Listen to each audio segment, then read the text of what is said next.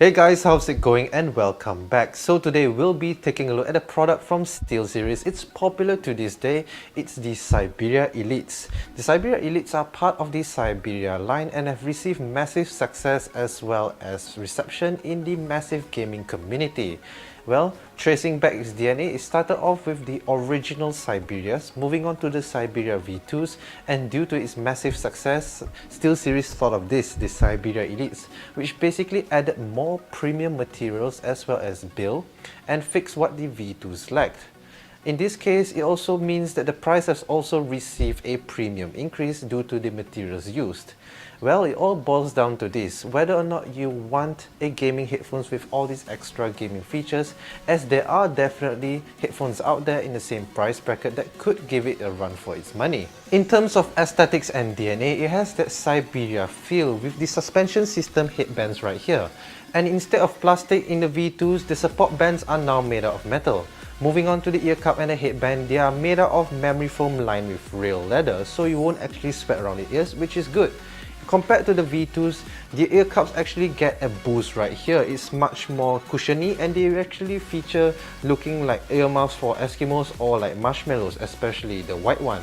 In this case, this is where the premiumness of the Elites really show. Now, starting from the left ear cup, we get a retractable boom mic that stores into the ear cup itself. It comes out effortlessly and it can be adjusted to anywhere you want as it's really flexible. Now there's a ring right here that is RGB illuminated. You can turn it to actually mute the mic, and once the mic is muted, there's a ring light that will illuminate to give you a visual confirmation that the mic is muted. Moving on to the right ear cup, here's where the volume adjustment sits. Now the cable, it protrudes from the left ear cup. It isn't removable, but it's a flat type cable, so you don't have to worry about tangles. And even if it does tangle, it really effortlessly untangles. Well, it ends off at a connector that is actually a Steelseries proprietary connector that you can connect to either a mic and audio splitter, or a 90-degree mobile jack, or a 2-meter extension cable. Moving on to one very important bit, how do they feel? They feel great and they feel really comfortable. Putting them on my head is really effortless due to the suspension system, and weight distribution is really even across my head. Clamping pressure is decent too. It provides ample pressure to actually let it sit on your head securely, but not too much that it causes discomfort. Now moving on to the ear cups. The ear cups are really soft like marshmallows. They mold around my ears and they provide very good comfort. Alongside that, it also provides a very good sound seal and sound isolation, so people can't hear what you're hearing and you can't hear them either. So they actually have to shout at you or they have to tap your shoulders to get your attention. Moving on to the USB sound card that's included with the Siberia Elites. I highly recommend that you use them as they improve overall volume, bass response as well as mid-range clarity. Now, Kelvin even has his specialized EQ settings to improve bass response as well as mid-range. So you can check them out in our website in the description below. Moving on, it comes with a very simple software that you can use to customize the lighting as well as change up the mic settings and create custom profiles to launch specifically with certain programs. Now for the audio quality, how do they perform? Well, for EDM and pop, we chose Pia Mia's Do It Again and Tian's Be Okay. For Pia Mia's Do It Again, the bass is punchy and naturally energetic, but it isn't the type that will cause ear fatigue after long hours of usage. For the snare, you can hear it distinctly even when it mixes with the drum's bass.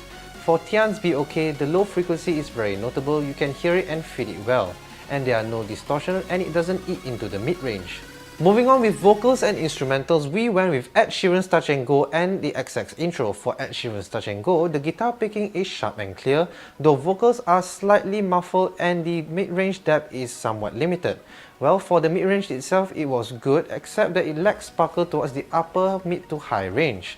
For the XX intro, the bass is full and deep, the kicks are punchy, and the voice echoing is heavily, though I wish there was a little bit more clarity. Now here are my thoughts of the Siberia Elites from Steelseries. Well, as gaming headsets, they are stellar. They offer good premium build quality as well as improved comfort in comparison with the V2s, with the mushy ear cups right here, and the design is really nice. They feature a boom mic that's integrated into the ear cup as well as mute and volume controls into the design itself. Other than that, they offer very simple to use customization software that you can customize the RGB lighting as well as some profiles and sound signature. And in comparison, is this a good option for audiophiles? Well, I would say no, because in terms of price, 860 ringgit can get you a lot in terms of audiophile, And yeah, but if you want very premium build quality gaming headsets, I wouldn't hesitate to recommend one of these. And that has been my review of the Siberia Elites from Steelseries. Do check out our website, calvingpixels.com, for more reviews and tutorials. And that has been my review.